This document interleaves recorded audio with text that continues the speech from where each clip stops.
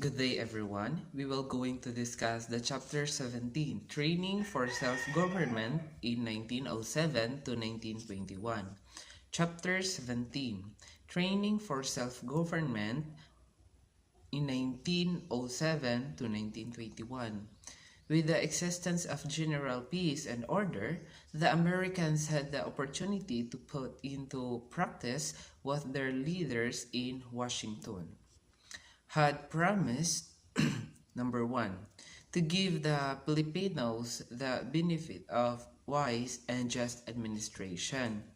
Second, to give the Filipinos civil liberties they never enjoy under the Spanish colonial rule. Third, to train the Filipinos in self-government as preparation for independence, a concept unheard of under Spain.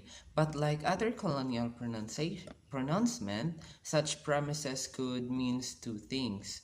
First, the American policy in the training of Filipinos in self-government means that the Americans did not believe that the Filipinos were ready for independence.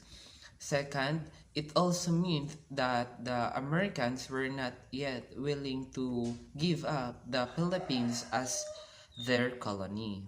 Thus, the government established by the Americans by and large was a government controlled by the Americans, which the Filipinos in charge of running or operating.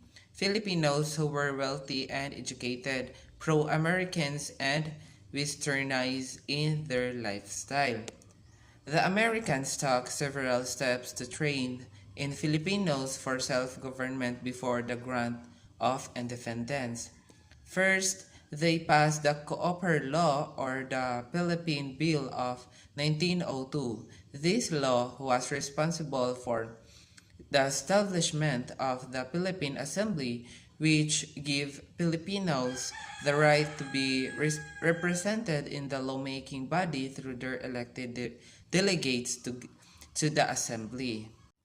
Second, the Americans passed the Jones Law in 1916, which handed over both houses of the lawmaking body exclusively to the Filipinos. It also promised to grant independence to the Filipinos as soon as a stable government could be stabilized therein. Third, the Americans under Governor General Francis Burton Harrison give the Filipinos greater participation in the government.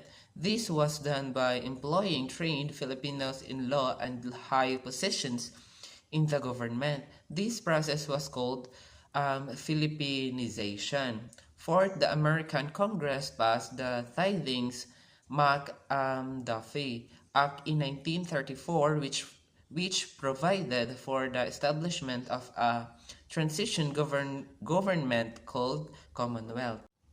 At the end of this transition period, the Philippines would finally be given her independence.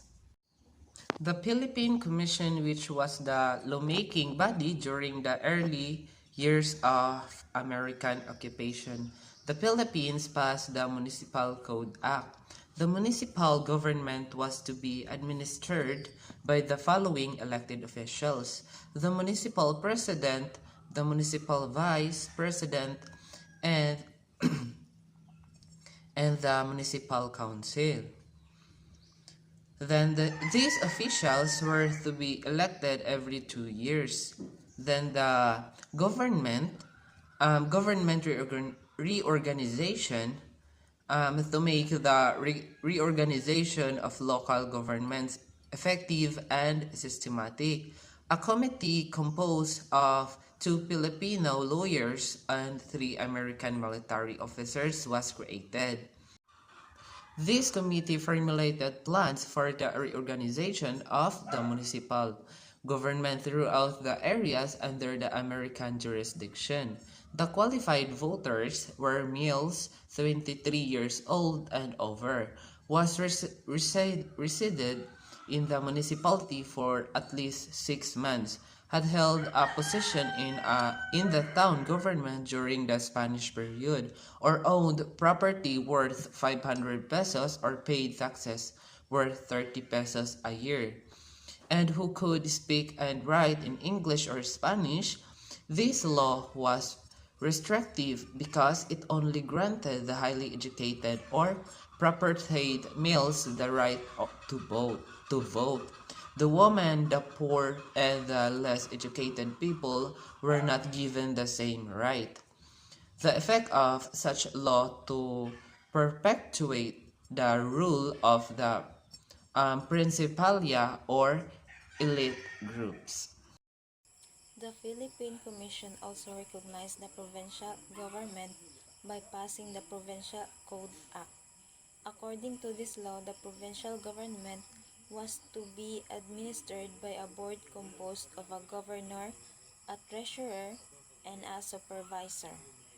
The governor was to be elected by the qualified voters of the province for a term of 2 years. The treasurer and the supervisor were to be appointed. These appointive officials were Americans in the early years of the American rule. So the Provincial Code Act recognized the provincial government under American rule. It established a board with a governor, treasurer, and supervisor to manage each province.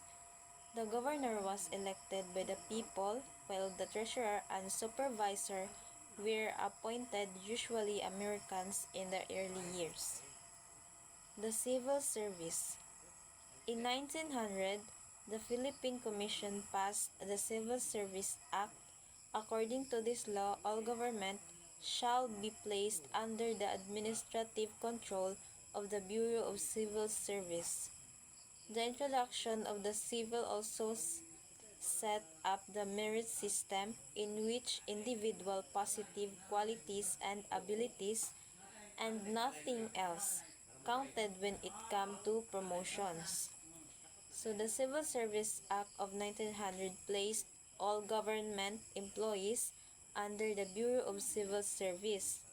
It introduced the merit system where promotions were based on a person's skills and performance rather than personal connections. This helped make the government more fair and efficient during the American period. Employment of Filipinos. The American authorities in the Philippines gave highly educated and pro-American Filipinos seats in the Philippine Commissions. In 1901, 3 Filipinos of known pro-American stance were appointed to the commissions.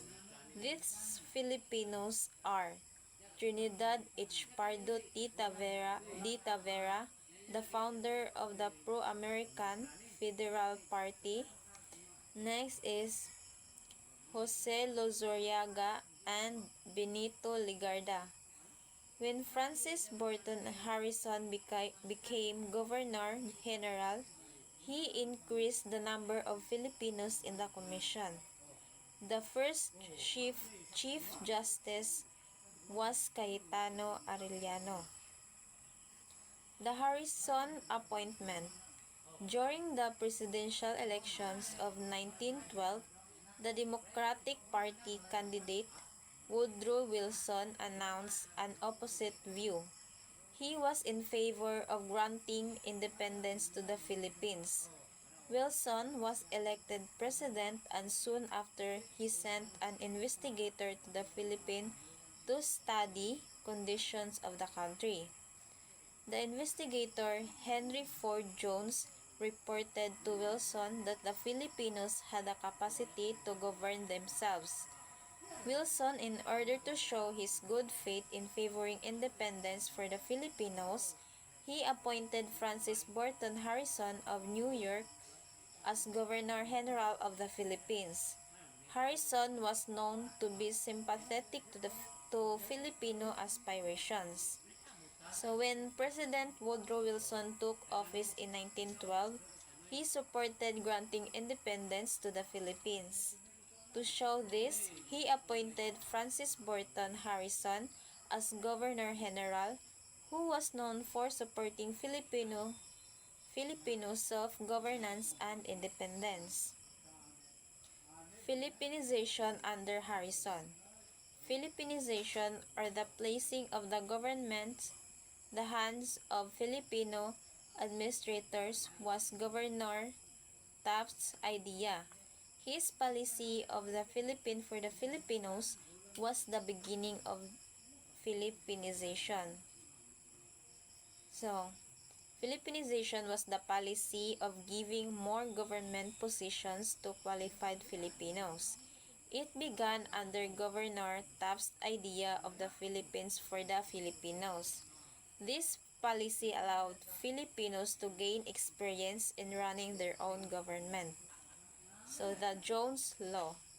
Jones Act of 1916, it started in the preamble that the Philippines would be granted independence as soon as a stable government be established therein. Toward this end, the Jones Act provided that the domestic affairs of the Filipinos should be administered by them, so that they may be better prepared to fully assume the responsibilities and enjoy the privileges of complete independence. So the Jones Law of 1916 promised to grant the Philippines independence once a stable government was established. It allowed Filipinos to handle their own domestic affairs, and this law helped prepare the nation for future self-government and full independence. So, the important provisions. So, the government was to have three branches. First is the executive, the legislative, and the judicial. The executive branch was headed by the Governor-General, who was to be appointed by the President of the United States with the approval of the American Senate. The Vice Governor, also an American, was to be appointed in the same manner as the Governor-General. Next is the legislative. Legislative power, or the power to make laws, was vested in the Philippines legislature. Legislative was composed of two houses. First is the upper house, or the Senate, and the second is the lower house, or the House of Representatives. The judicial power, on the other hand, was exercised by the Supreme Court and the lower courts of justice. The most important provision of the Jones Law was the Bill of Rights. These provisions enumerated the civil rights of the Filipino people. These include the freedom of speech, freedom of press, freedom from illegal search, freedom to assemble for the redress of grievances, and the other rights exercised by people in democratic countries. Legislature. The Philippine legislature under the Jones Law was inaugurated in Manila in October 16, 1916. They could pass laws subject to the votes of American Governor-General and the U.S. President. So the Philippine legislature started on October 16, 1916 in Manila. It allowed Filipinos to make their own laws, but the American Governor-General and the U.S. President could still reject or stop those laws. So, the Council of State. Acting on the suggestions of Speaker Osmeña, he created the Council of State. This was composed of the Governor-General, acting as chairman, the Speaker of the House, the Senate President, and the members of the Cabinet. So the Council of State was suggested by Speaker Osmeña to help in leading the government. It included the Governor-General, the Senate President, the House Speaker, and the Cabinet members. They worked together to make decisions and manage the country. So that would be all, and thank you.